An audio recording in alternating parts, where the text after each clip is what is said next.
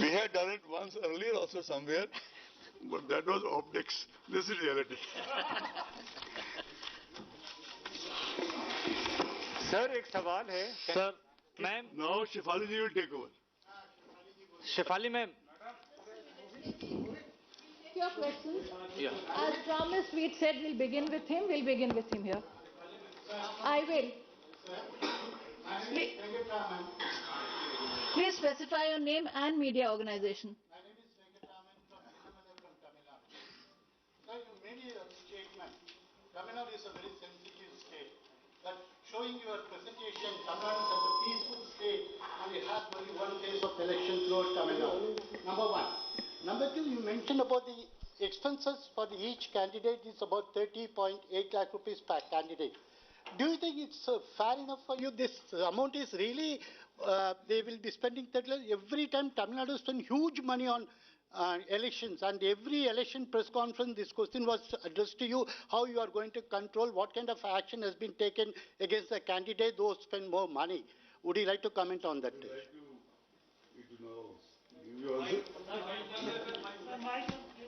I said, would you like me to respond to it? Yeah, please, sir. You see, every state has its own peculiarities. For example, when we go to Northeast, we have issues of infrastructure. When we go to, so we normally try not to take the names of the states. But yes, some states have far more expenditure sensitivity than others. We have our own sources of information and very, very crystallized inputs. So Tamil Nadu is expenditure sensitive. We all know it. And as far as the action is concerned, I said in the beginning when you intervened, when the conference was going on, I gave you an interim reply there and then that it was only in Tamil Nadu that two elections, namely Vellore and RK Nagar, had to be rescinded. RK Nagar twice. So that is the kind of empirical evidence of what was being said. Having said that, Tamil Nadu is one of the most peaceful states in the country. We are also aware of that. And by the way, all the political parties who came to see us in Tamil Nadu, they emphatically sought one-phase elections. Mohit, your question. Ma'am, sir. That is, this has also been fixed after some thought. 10% has already been increased. This 30 lakh includes the 10%. And as I said, a committee to kind of review the issue de novo against Mr. Harish Kumar, retired DG Investigation Delhi, has been appointed. They have given the first interim report, which is being examined by the committee of officers, and we'll come up with new guidelines. Mohit, your question. Sir good evening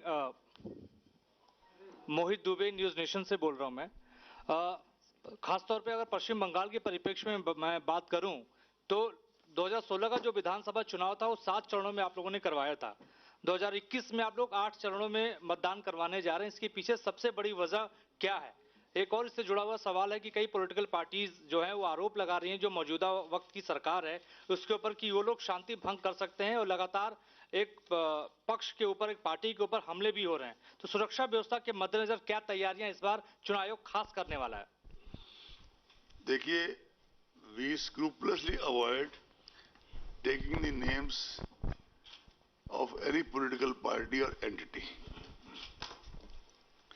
मैं तो हिंदी में भी जवाब दे सकता हूं but बहुत से लोग साउथ से हैं तो let me reply in English if it's okay with you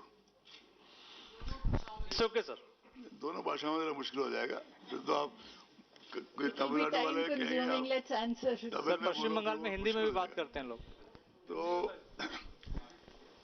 now coming back to your question ji when we have an assessment of law and order we have an assessment based on several factors.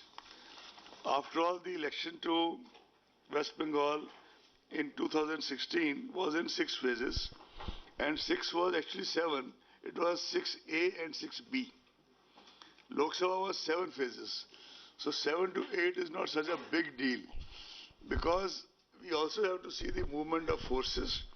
We also have to see the current kind of charges and counter charges. Charges को एक तो लगा ही रहा charges तो सभी एक दूसरे पे लगा रहे हैं. तो we have to find a kind of mean way out.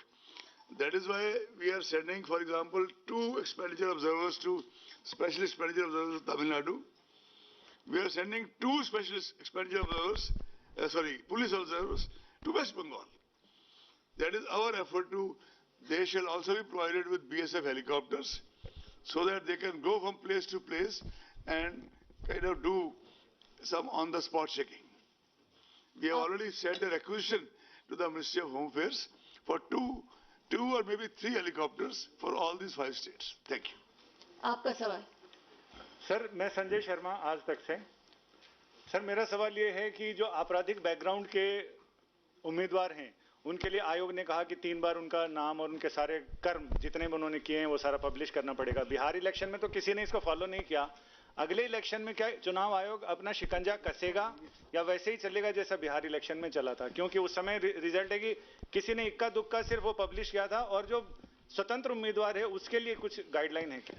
Bihar election में जितना आप सोचते हैं कम हुआ, उतना कम नहीं हुआ. आप चाहेंगे तो एक डिटेल्ड लिस्ट बिहार में किस किस पार्टी ने कितने कितने कैंडिडेट्स का किया, अगर आप उसको पढ़ेंगे तो आप स्वयं ही आपको अपने प्रश्न का उत्तर मिल जाएगा. हाँ, जितना इस बार और ज्यादा उस चीज को we'll try to run it even more stringently. और बिहार इलेक्शन की फिगर्स चंद्रभूषण कुमार यहाँ डिप्टी कमिश्नर हैं जो बिहार के प्रभारी थे. मैं उनसे रिक्वेस्ट करूंगा कि बिहार इलेक्शन में किस किस ने कितना कितना पब्लिश किया वो आपको उपलब्ध करा दें. आपका सवाल. कमिश्नर साहब, हमारा सवाल आपसे ये है कि जो आपने लिमिट नाम और मीडिया आसिफ, एडिटर इन दिनों उर्दू डेली अखबार से, उर्दू डेली से हमारा, क्योंकि आपने शेर सुनाया तो मैं ये पूछना चाहता हूँ कि जो लिमिट है 8 लाख की रखी गई है, इस महंगाई के अंदर क्या ये सही में इस लिमिट पर जो कैंडिडेट हैं काम करेंगे? 30 लाख है लिमिट. 30 लाख है. 50 लाख 30. अच्छा, दूसरा सवाल हमारा है क्या For a sense of how different political parties are reacting to the announcement of the election dates, we want to go across live and exclusive at this time to the Bharatiya Janata Party's General Secretary, the man in charge of landing the state of West Bengal for the Bharatiya Janata Party. Kailash Vijayvargiya is now live with us on India Today. Kailash ji, 8 चरणों में चुनाव होगा, यही BJP ने मांग की थी चुनाव आयोग से कि पिछली दफा 6+1 7 फेजेस में हुआ था, इस दफा 8 फेजेस में होना चाहिए. इस वक्त की भारतीय जनता पार्टी की आपके हिसाब से किस तरह की तैयारियां हैं? How confident are you that you are on the verge of a big victory in Bengal? Kailash Vijayvargiya, welcome. कि हमने तो लक्ष्य हमारा 200 सीट का है, हम 2/3 बहुमत से जीत का सरकार बनाएंगे और ये 8 चरणों से होना बहुत अच्छा है, जिससे कि असामाजिक तत्वों को रोका जा सकेगा, सेंट्रल फोर्स ठीक तरीके से डिप्लॉयड हो सके. इसके लिए बहुत ज़रूरी था कि स्पान थोड़ा बड़ा हो और मैं समझता हूँ चुनाव आयोग ने सही निर्णय लिया है और सभी दलों का, सिर्फ भारतीय जनता पार्टी का नहीं, सीपीएम कांग्रेस ने भी कहा था कि चुनाव ज़्यादा चरणों में हो और सेंट्रल फोर्स वहाँ पर हो.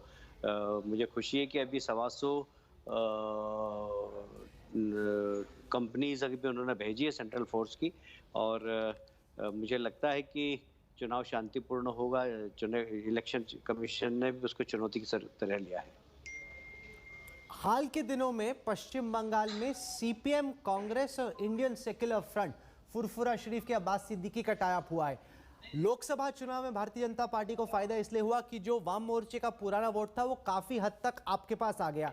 क्या इस वक्त आपको ये चिंता है कि अगर ये थर्ड फ्रंट एक तरीके से बनता है तो कुछ जो ओरिजिनल लेफ्ट वोट है वो सोचेगा कि चलो अब लेफ्ट इतना कमजोर नहीं, वापस जहां से हम आए हैं वहीं पर वोट देते हैं, और इसका नुकसान क्या बीजेपी को हो सकता है? कैलाश विजयवर्गीय. बिल्कुल नहीं. सबसे पहले सारे दल जो कि टीएमसी के विरोध में हो, चाहे कांग्रेस हो चाहे सीपीएम हो, वो टीएमसी को हराना चाहते हैं और उनको लगता है कि अब भारतीय जनता पार्टी के ऐसा दल है जो हरा सकती है टीएमसी को. इसलिए कांग्रेस की और सीपीएम के ज़्यादा वोट पिछली बार की अपेक्षा हमको मिलेंगे और पिछली बार लोगों को ये विश्वास नहीं था कि हम इतने ताकतवर हैं, हम इतनी सीट जीत सकते हैं.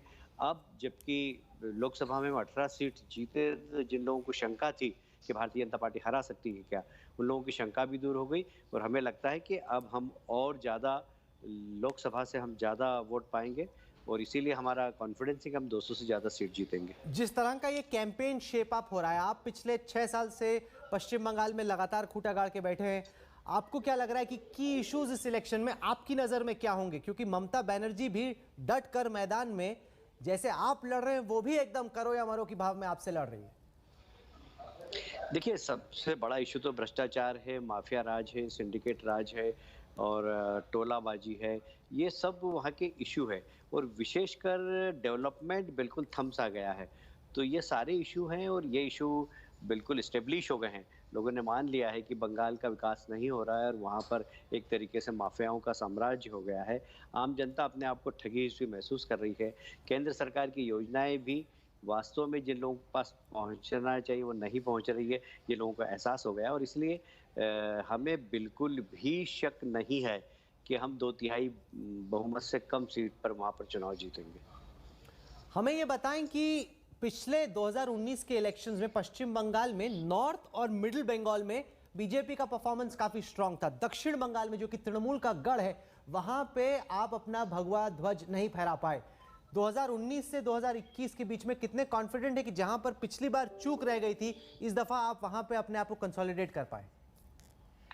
देखिए, हमने काफ़ी फोकस किया लोकसभा चुनाव के बाद में इसी क्षेत्र को और आपने देखा होगा कि वहाँ के ताकतवर लीडर हमारे साथ टीएमसी के ज्वाइन किए हुए हैं, शुभेंदु और राजीव बनर्जी और काफ़ी लोग हैं बड़े बड़े जो टीएमसी के वो हमारे साथ जुड़े हैं, सीपीएम से भी लोग जुड़े हैं, कांग्रेस से भी लोग जुड़े हैं। तो फिर से एक बड़ी ताकत हमारे पास उस सब एरिया के अंदर हो गई जहाँ पर पिछली बार हमको सफलता कम मिली थी और इसलिए हमें अब इंटायर बंगाल में हमें सफलता मिलेगी। हमें कहीं पर भी ऐसा नहीं लगता कि हम बंगाल में कहीं पर कमजोर हैं।